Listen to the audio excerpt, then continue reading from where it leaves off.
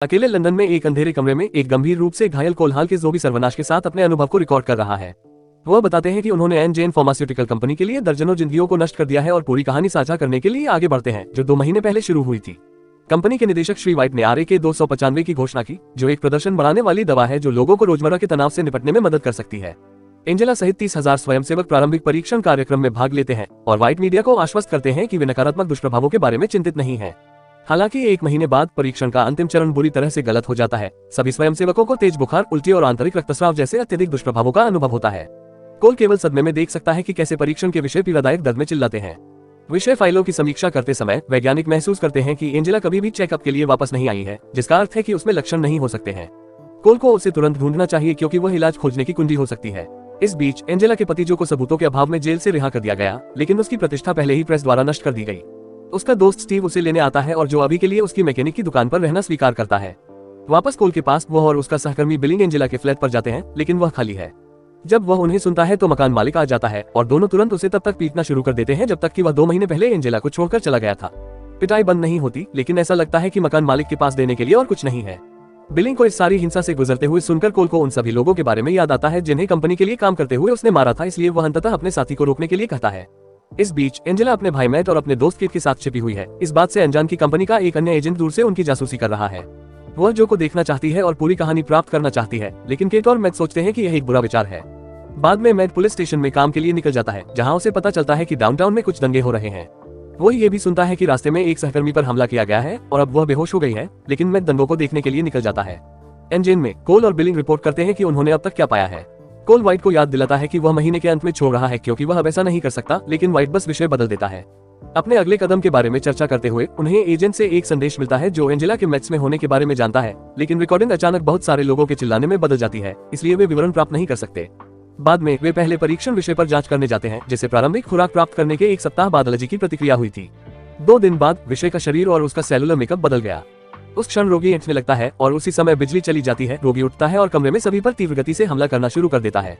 जैसे ही लड़का किसी भी व्यक्ति पर कूदता है जिसे वह पकड़ सकता है, गार्ड उसे गोली मारने की कोशिश करते हैं, लेकिन संघर्ष में डॉक्टर को गोली लग जाती है। रोगी, जो अब एक पूर्ण ज़ोंबी है, चालक दल के अधिकांश सदस्यों को काटकर मार डालता है। जब वह कोल पर हमला करता है तो वह तब तक गोली मारता रहता है जब तक कि उसकी गोलियां खत्म नहीं हो जाती। 1 सेकंड के लिए उन्हें लगता है कि यह खत्म हो गया है, लेकिन अचानक ज़ॉम्बी जाग जाता है और कोल का हाथ काट लेता है। कोल ने अपनी बंदूक से उसे वापस मारा, लेकिन अब एक अन्य क्रू सदस्य भी एक ज़ॉम्बी बन गया है और एक और हमला शुरू करता है जो कोल को बाहर कर देता है। मैट पर वापस वो और सहकर्मी जिम अपनी नाव को गोदी में बांध रहे थे जब उन्होंने पास की एक इमारत से एक विस्फोट देखा। वे बैकअप के अनुरोध की रिपोर्ट करने के लिए स्टेशन को कॉल करते हैं, लेकिन उन्हें कोई प्रतिक्रिया नहीं मिलती है। अचानक उनका मालिक आता है और उनके बिना बचने के लिए नाव चुरा लेता है। दोनों स्टेशन पर यह पता लगाने के लिए लौटते हैं कि क्या हो रहा है, केवल ये पता लगाने के लिए कि वे खून और लाशों से ढकी एक इमारत में बचे हैं। मॉनिटर प्रकट करते हैं कि शहर अराजकता में उतर गया है और ज़ोंबी सर्वनाश यहाँ है। इस बीच एंजेला आखिरकार किट को मना लेती है कि वह उसे घर से बाहर जाने दे। तभी पुलिस और पैरामेडिक्स का एक समूह एक ज़ोंबी को पकड़ने की कोशिश कर रहा है, जिसके परिणामस्वरूप एक अधिकारी को काट लिया गया। महिलाएं वापस अंदर जाती हैं और शहर में व्याप्त अराजकता को कवर करने वाली खबरें देखती हैं। एंजेला को मैट से एक संदेश मिलता है जिसमें उन्हें एक विशिष्ट पते पर मिलने के लिए कहा जाता है, क्योंकि वह एक दोस्त के संपर्क में था जो उन्हें एक हेलीकॉप्टर में ले जाएगा जिसमें पायलट सहित केवल 4 यात्री बैठ सकते हैं। क्षण भर बाद कोल जागता है, घायल लेकिन जीवित है, और वह एक कैबिनेट के नीचे फंसे एकमात्र शेष वैज्ञानिक की मदद करता है। वे दरवाजे के ठीक बाहर देखते हैं और देखते हैं कि निर्देशक भी संक्रमित हो गया है। वास्तव में वह अंदर जाने की कोशिश कर रहा है। कोल ने खुद के घाव पर ध्यान दिया और वैज्ञानिक ने उसे वायरल सप्रेसेंट के 3 इंजेक्शन दिए, जो केवल 18 घंटों के लिए संक्रमण को नियंत्रित कर सकता है। फिर वे कमरे से बाहर चले जाते हैं, केवल बिलिंग के लिए, वैज्ञानिक को मारने के लिए, क्योंकि उसे लगा कि वह भी एक ज़ोंबी था। बिलिंग नोटिस कोल संक्रमित है और उसे भी मारने का इरादा रखता है, लेकिन कोल ने उसे पहले गोली मार दी, जिससे उसे और अधिक फ्लैशबैक मिले। बाद में कोल छोड़ने की कोशिश करता है, लेकिन उसका शरीर दर्द में पड़ जाता है क्योंकि वायरस उसे बदलना शुरू कर देता है। कोल तुरंत खुद को इंजेक्शन लगाता है और चलता रहता है। जब वह पहली मंजिल पर पहुंचता है, कोल को कर्मचारियों पर हमला करने वाले लाशों का एक झुंड मिलता है, तो वह जल्दी से उन सभी को गोली मार देता है जैसे ही वह पार्किंग की ओर जाता है। यह क्षेत्र दुश्मनों से भी भरा हुआ है जो कारों के बीच उसका पीछा करते हैं, केवल तभी रुकते हैं जब यादृच्छिक ड्राइवर भी उन्हें खाने के लिए आते हैं। ये लाश बहुत तेज और पुष्ट है, लेकिन बहुत दौड़ने के बाद कोल एक कार प्राप्त करने और उसका पीछा करने वाली भीड़ के साथ भागने का प्रबंधन करता है। इस बीच एंजेला और किट मैट से मिलने के लिए अपनी कार में निकलते हैं। कोल ठीक उसी समय आता है, लेकिन वह उन्हें समय पर पकड़ नहीं पाता है। हालांकि वह घर में प्रवेश करता है और कार के प्लेट नंबर के साथ वह नक्शा ढूंढता है जिसे उन्होंने पीछे छोड़ा था। वापस जो के पास वह और स्टीव टीवी पर देखते हैं कि यूके में आपातकाल की स्थिति घोषित कर दी गई है। जो एंजेला की तलाश में जाना चाहता है, लेकिन स्टीव ने उसे आश्वासन दिया कि वह शायद कहीं और सुरक्षित है। सड़कों पर एंजेला और किट ट्रैफिक में फंस जाती है क्योंकि हर कोई बचने की कोशिश कर रहा है। उसी समय लाश इस क्षेत्र में भी आ जाती है और सभी लोग पैदल ही भागने लगते हैं।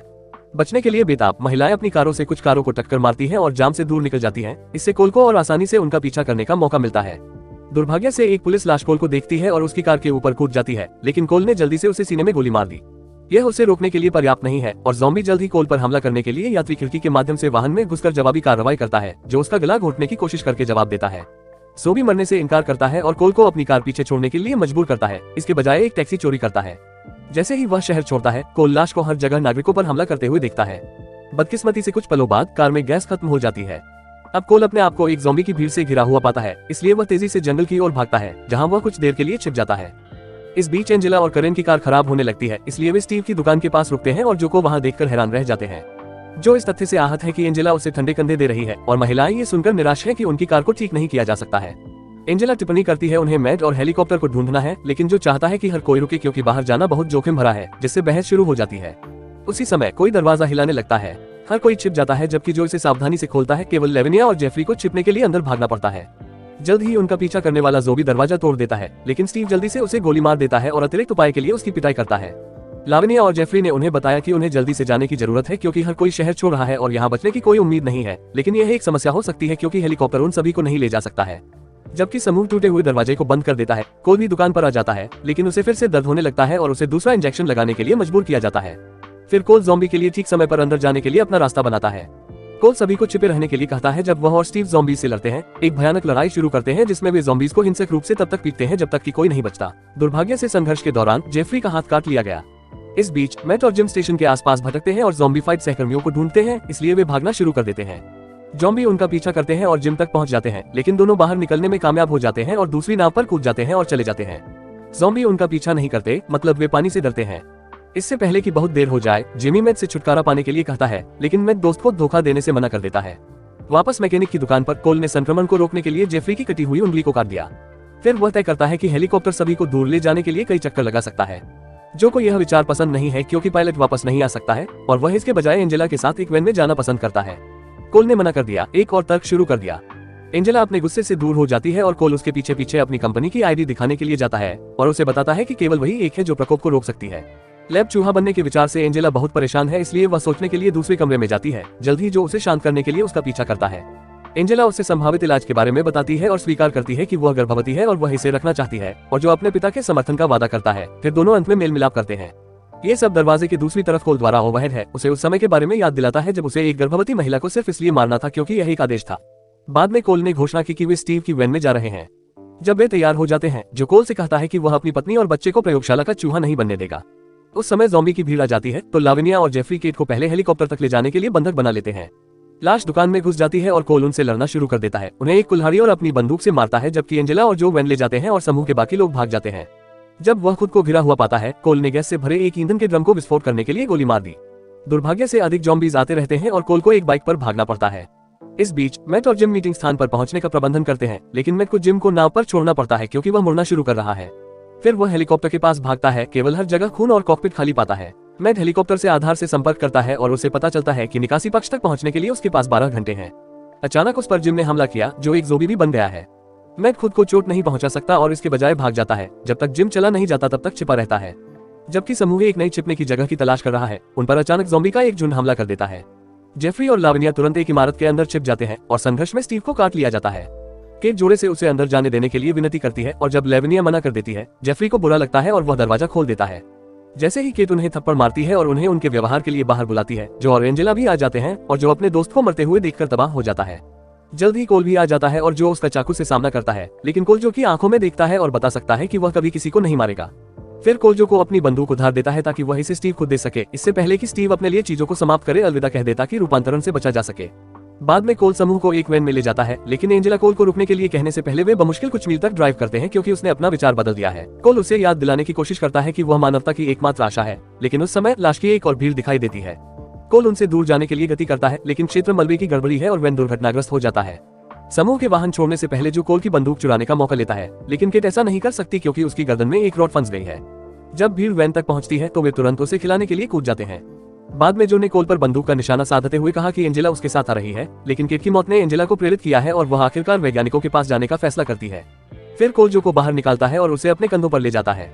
आखिरकार वे हेलीकॉप्टर साइट पर पहुंच जाते हैं और पता चलता है कि पायलट चला गया है खून का उल्लेख नहीं करने के लिए। वे मैट के साथ फिर से जुड़ते हैं और वह बताते हैं कि लाश पानी से डरती है ताकि वे उसकी नाव पर सवार हो सके। जैसे ही वे नदी के लिए अपना रास्ता बनाते हैं, जेफरी की उंगली का संक्रमण आखिरकार उसे भी एक ज़ोंबी में बदलना शुरू कर देता है। समूह उसे मारना चाहता है, लेकिन लेविनिया एंजेला को अपने बंधक के रूप में ले लेती है। कोल से अपने पति की मदद करने के लिए कहती है। हालांकि एंजेला को बचाने के लिए जो उसे पीछे से मारता है, फिर कोल उसके पैर में गोली मारने के लिए पीछे रहता है ताकि वह उनका पीछा न कर सके। शेष समूह इसे नदी तक बनाता है, लेकिन उसी समय जिम मैट पर कूद जाता है। जो ने तुरंत ज़ॉम्बी को दूर धकेल दिया और उससे लड़ना शुरू कर दिया। बहुत संघर्ष के बाद जिम को बाहर निकालने में सफल रहा। दुर्भाग्य से जो को भी काट लिया जाता है, इसलिए वह भाई बहनों को उसके बिना जाने के लिए कहता है। एंजेला चुंबन के साथ अपने पति को अलविदा कहती है। फिर वह और मैट सुरक्षित रूप से नाव पर निकल जाती है। बाद में कोल और जो वापस लड़ाई में कूद पड़े। उनके तुरंत बाद एक भीड़ आती है और वे उनसे लड़ने की पूरी कोशिश करते हैं, लेकिन जो परिवर्तन के कारण दर्द में है और जल्द ही मारा जाता है। कोल एक इमारत के अंदर छिपाने के लिए पर्याप्त लाश को दूर धकेलने का प्रबंधन करता है। कहानी को वापस शुरुआत में लाता है। वह अपनी कहानी पूरी करता है और तय करता है कि वह अंतिम इंजेक्शन का इस्तेमाल उस अराजकता के लिए सजा के रूप में नहीं करेगा जिसे उसने बनाने में मदद की थी। फिर वह एक जंजीर को पकड़ता है और जब तक इलाज नहीं मिल जाता है तब तक वह लाश से लड़ने वाले नायक के रूप में नीचे जाने के लिए वापस बाहर चला जाता है।